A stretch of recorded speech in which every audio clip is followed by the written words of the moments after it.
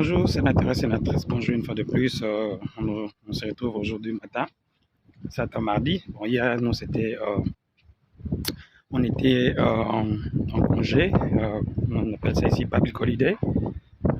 On fêtait la fête des parents et la fête des jeunes, Father's Day and Youth Day. On a repris le boulot aujourd'hui. On est pratiquement 5h38, si je ne m'abuse pas. Je suis en route pour le boulot, comme d'habitude. Notre sujet est, une fois de plus, désolé, il fait très froid, très très froid. Donc vous verrez des fois my nose, we run and stuff. Je parle des monnaies. Je vais à tout moment faire ce genre de gestes. Il fait très froid à l'extérieur. Je ne pourrais pas mettre le masque pour ne saura pas bien parler. Très chers amis, nous avons suivi avec vous tous ce qui s'est passé au Congo. Hier, c'était l'enterrement de notre très chère sœur Blanche Dounassi. On continue à présenter ses condoléances à monsieur Dounassi ainsi qu'à toute sa famille, des enfants. Sincèrement, c'est pas facile de perdre un membre si important de la famille. La femme constitue le pilier d'une famille, même si il y a des ceci et là, mais généralement, la femme en soi constitue un élément très important, un élément très important de la famille où on peut pas s'en passer. On a vu des enfants être élevés sans papa, mais c'est difficile que les enfants puissent être élevés sans maman. Bon, les cas sont différents, mais j'estime que non, c'est vraiment très difficile. Moi, ce qui m'a plus retenu dans ces deuils-là, vraiment sincèrement, j'ai fait beaucoup de constats, positifs comme négatifs. Mais plus je vais parler d'un constat plus négatif par rapport à... On peut aussi parler des positifs, bien sûr. On a une réconciliation de beaucoup de choses. Et on a vu que même le deuil peut rapprocher entre parenthèses les ennemis. D'hier peut se réconcilier dans un deuil. Là, d'ailleurs, traduit le fait d'être africain. Nous avons nos cultures, nous avons nos us et nous avons respecté les morts. Chez nous, on ne blague pas. Peut-être les gens qui vont m'écouter ne sont pas des Africains comme moi qui parlent peut-être français. Mais sachez que non, le deuil pour nous représente beaucoup. C'est un moment où la famille s'est mise ensemble, essayer d'enterrer l'âge de la guerre, essayer d'oublier tous les problèmes par-ci par-là et se mettre ensemble, essayer de parler d'un saint langage et oublier tous ces drames-là qui s'est passé. Et en même temps, chez nous les Africains, spécialement le Bantou, lorsque quelqu'un meurt, on ne parle plus de mal de lui. On essaye quand même de toujours voir ce qui était positif, même si des fois c'est difficile d'en trouver, mais du moins, on estime que non, on ne peut pas continuer à les condamner jusque là où il sera. Il sera dans un repos éternel. Il mérite, comme tout le monde d'ailleurs, aller se reposer calmement et ne pas pourrir en enfer. Je parle, ça c'était positif, oui, il y en avait eu beaucoup, la présence de beaucoup de gens. Vraiment, sincèrement, je vous dis la vérité, pour une fois, on a vu dans l'unanimité, quand monsieur perd un membre de sa famille, il y a presque toutes les tendances qui étaient là. Je ne sais pas si quelqu'un avait manqué. Non, de près ou de loin, beaucoup d'entre nous ont quand même compati, même ceux qui n'ont jamais vu ou bien parlé avec lui, mais quand même dans leur statut, dans leur post WhatsApp, Facebook, Instagram et tout, ils ont quand même essayé de compatir à ces morts brutales qui est survenu sur cette famille. Sincèrement, il y a beaucoup de choses à dire, mais il y a d'autres choses qu'on n'arrive pas à dire parce que, qu'on se les dise, il y a le respect de la mort, comme je l'ai dit tantôt, et deuxièmement, nous devons arrêter avec ces habitudes-là comment lorsque quelqu'un meurt, on essaie d'entrer en détail pour savoir la vie et tout ça. C'est pas intéressant, c'est pas vraiment intéressant. Si elle est partie faire une opération, si elle est partie faire je sais pas moi quoi, c'est un droit. C'est un droit. Il y a rien qui lui interdisait de faire ça. Et si quelque chose lui interdisait, peut-être c'est la parole ou quoi que ce soit, Dieu a fait ce qu'on appelle la vengeance ou carrément la justice. Donc moi je suis qui pour essayer de condamner Maman Blanche parce qu'elle a trouvé que non, une partie de son corps n'était pas bonne et elle devait arranger ça. C'est la même chose que lorsque nous avons des bourbouilles ou carrément nous avons des bibons ou quoi que ce soit, on estime que l'on doit aller chez un médecin pour essayer de se faire opérer ou quoi que ce soit. Donc je pense que nous sommes mal placés pour essayer de donner un avis par rapport à cette famille qu'on ne connaît pas de près personnellement et qui n'influence en aucun cas ma vie ou carrément mon ministère ou quoi que ce soit. Je suis respectueux des hommes de Dieu. Vraiment, sincèrement, je dis la vérité. Les gens qui me connaissent, je respecte beaucoup, beaucoup. Et d'ailleurs, je me permets même de les appeler le papa. Pas le papa spirituel, mais quand même le papa. Pourquoi? Parce que c'est pas le fait que c'est eux qui parlent avec Dieu à notre place. C'est simplement parce qu'on estime que non.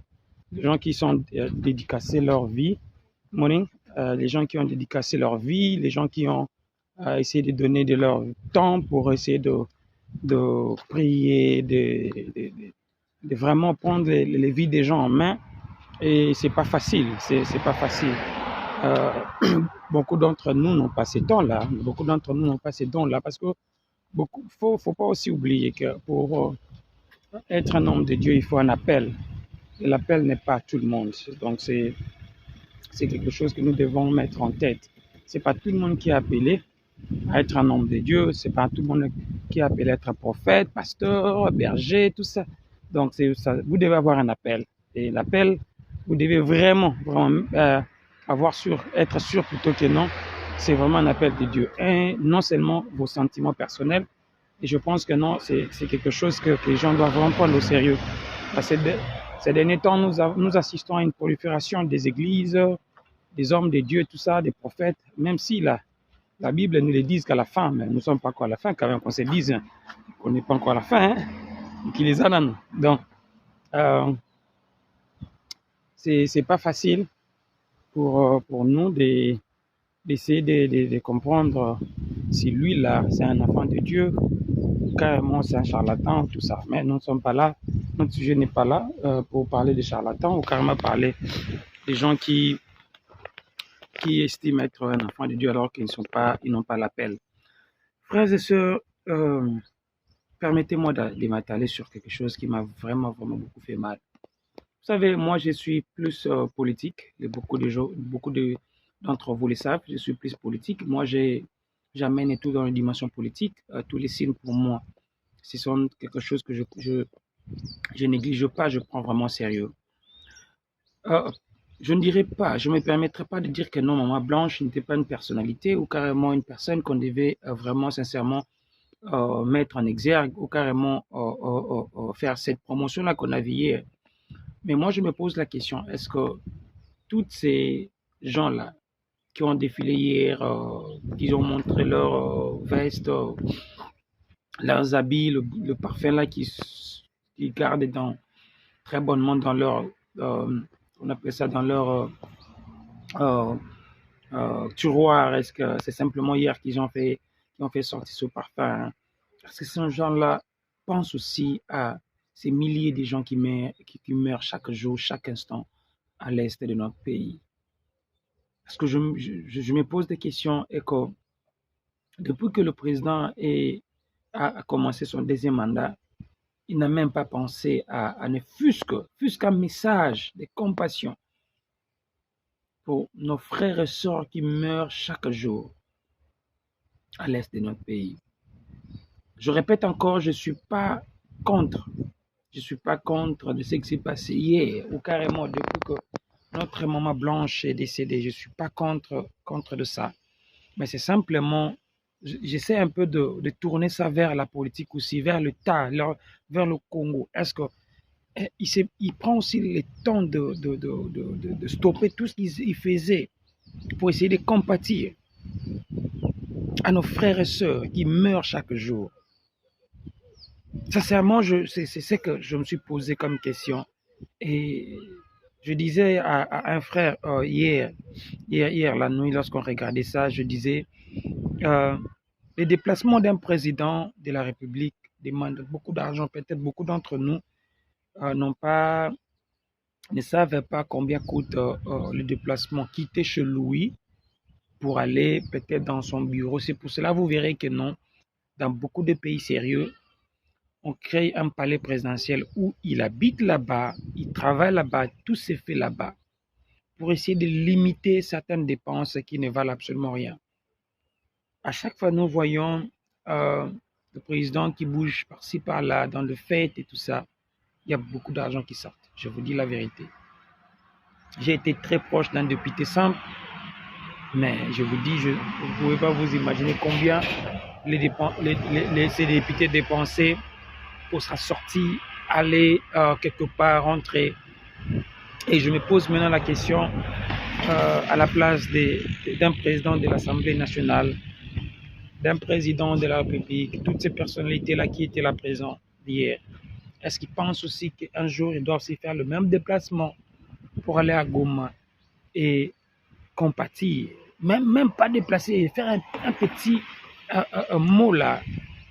Parce que déjà, on nous dira que non, le président, j'ai été vraiment choqué, le président kenyan qui affirme, je vous dis, sans embâche, que ces guerres-là que la RDC vit, c'est une guerre qui est familiale, si on peut le dire. Il y a le frère de notre président qui est derrière toutes ces guerres-là. C'est parce qu'il y a les intérêts minéraux. C'est pour cela même lui-même, le président, il s'en fout de ce qui se passe là-bas. S'il vient devant la télé, il fait semblant d'être touché, d'être affecté. Mais en réalité, il sait ce qui se passe à l'est du pays. Parce que le président kenyan n'est pas une personnalité normale comme moi et toi. C'est quelqu'un qui a dit, qui a affirmé qu'il a été en contact avec M. Félix, qui a même donné sa force pour défendre notre pays. À sa grande surprise, il a perdu beaucoup des éléments et il s'est rendu compte que non, cette guerre-là, c'est une guerre pas vraiment politisée, mais c'est une guerre préparée, c'est une guerre montée.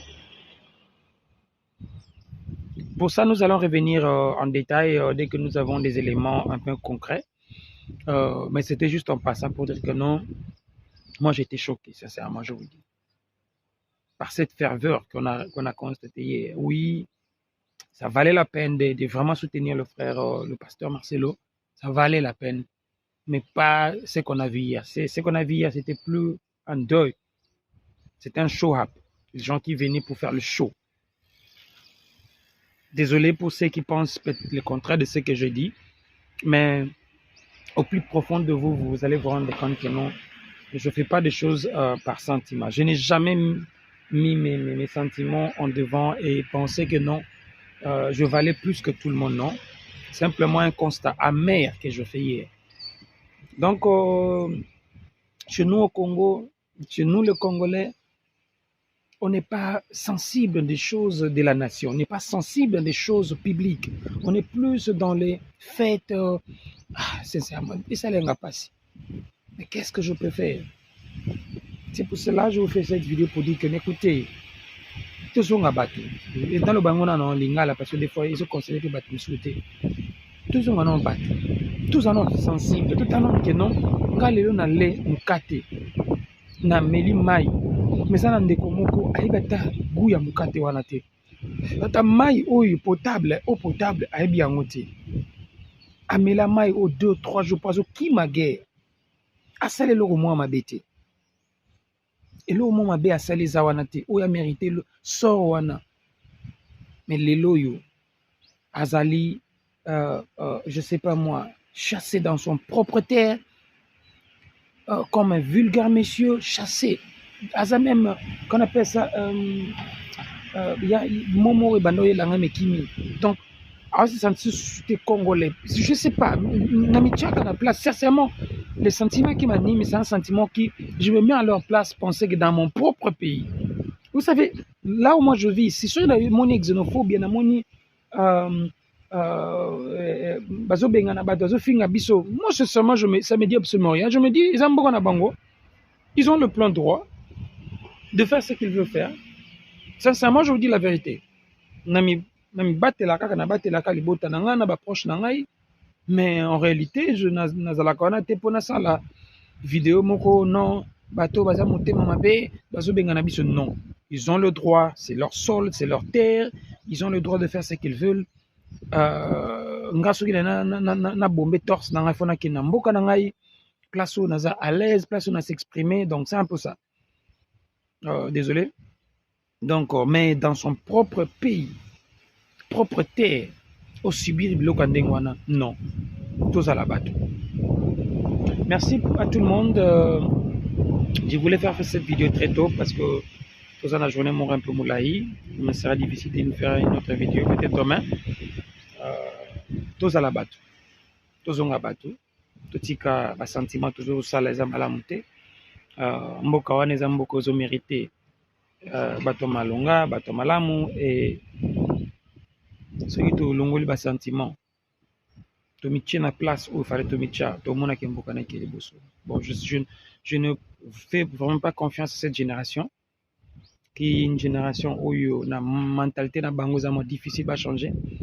Et je pense que il y aura quelqu'un qui viendra pour délivrer notre pays. Merci à tout le monde, bonne journée.